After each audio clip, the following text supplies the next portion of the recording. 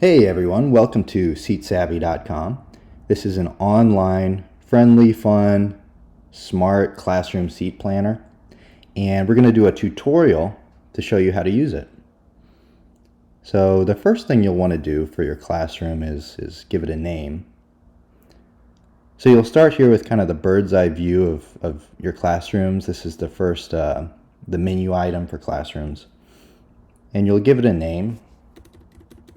So I'll name it Noel's class. All right. And I can add more rooms if I need to, right, for other classes. But we'll stick with this classroom right here. Now I'm going to add students. So let me go to the student roster here for this classroom. So we're still in Noel's class. And there are two ways I can add students. I can click the Add Student button and just start adding them and manually type in the name, right? Or I can add them, I can paste a whole list in there. All right, so I'm going to go to my spreadsheet and copy this list of fake names here.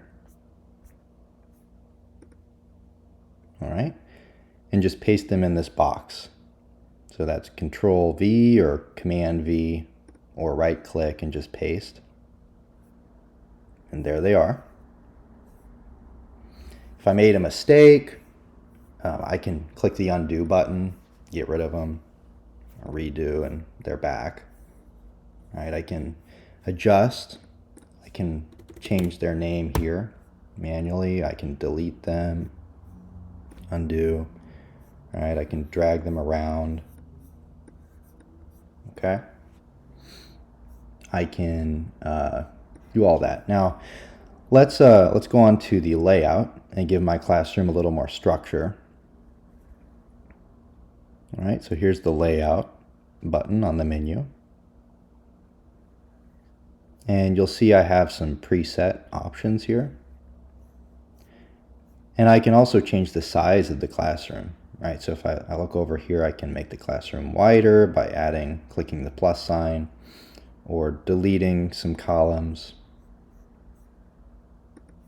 adding some rows, right? So I can resize it for my class. I can pick one of these layouts, so let's pick pods, right? And what it'll do is lock certain aisles, certain squares, okay? And then the students automatically move into their certain sections or pods here. Now while you're doing this, you might click a layout and notice something interesting.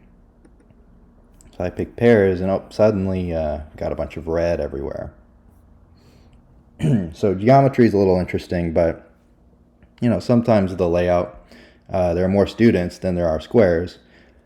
Excuse me. So if you run into that situation, a couple ways to get out of it. Click the undo button, right? That's one way. Or no, I really want pairs. Well, make more room in your classroom by adding some rows or columns, right? So adding some here, and then just click pairs again. All right, so it kind of sorts itself out that way. But from time to time, you'll run into those edge cases where too many students, or the classroom isn't big enough. So a couple ways to get out of it: just undo or make the classroom bigger. Anyway, I want pods, so I'm undoing. All right, so I'm happy with my layout. I'm going to go to rules now. Okay, so the rules section is where you can give constraints, give automatic rules to keep students away from each other, together, anything like that. So I'm going to start with the friend rule, okay? That means that students will sit together. It's kind of a tongue-in-cheek name, but the idea is you have a pair of students, clicking this, let's say it's this pair, and you want them to sit together. Okay. So you do that. I can still drag, and the association is maintained. You can make other students sit together, right? And you might be wondering, what's this number here? What does 0 mean? 0 is the tightness of that association. So 0 means that they can't be more, they have to be right next to each other. 0 distance from one another. If I want to loosen up that association and I just want them within a proximity of each other, I can dial it up and say they have to be at least within 1 square of one another.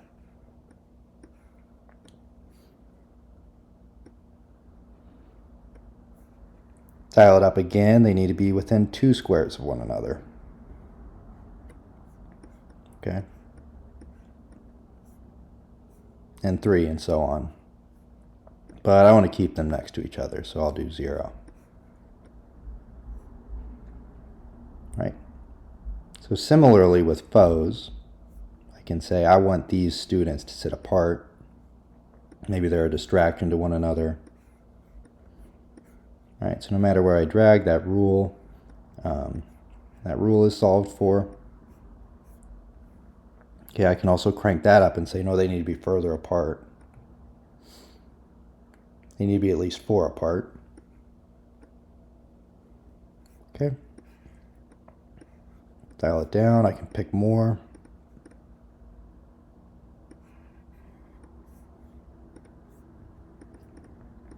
All right. I can choose students who I want to sit in the front. And you'll see that as the dial as well. So they stay in the front unless I dial it up, in which case they can be within 1 row of the front, but no further back. Or let's say within 3 rows of the front, but no further back. Okay. Throughout this, I can hit shuffle and just mix them up. Excuse me. The rules are maintained. I see sticky here. Sticky just means they have to stay in that spot. They're pinned to that position. Despite the shuffling, they don't move. They can't be dragged. They can't be bumped out of place.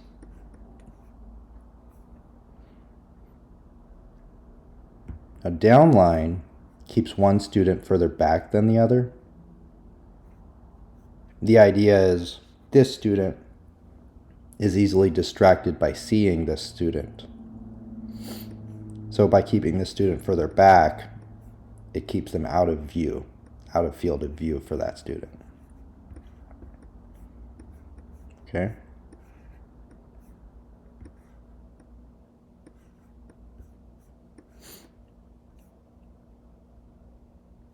All right. So those are all the rules.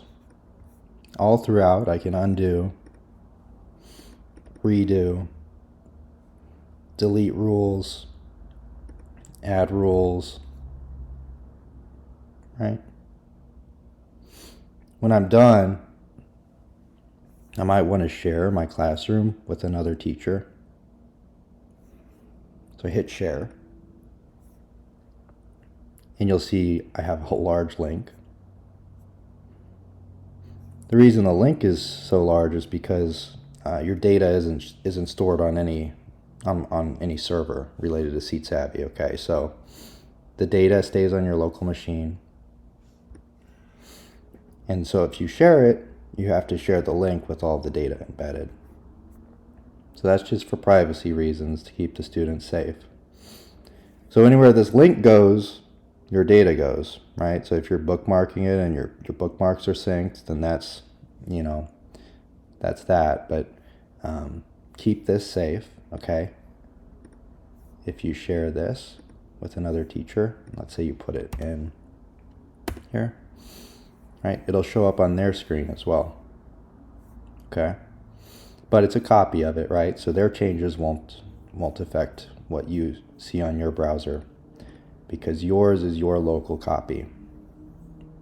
So it's on your machine, and as long as you still have your same computer, you can access, and the same browser, you can still access these students. All right, when you're done, maybe you go on to the next classroom and fill in your other classes. So that's SeatSavvy.com. Hope you have a lot of fun making your seating charts. So thank you for watching.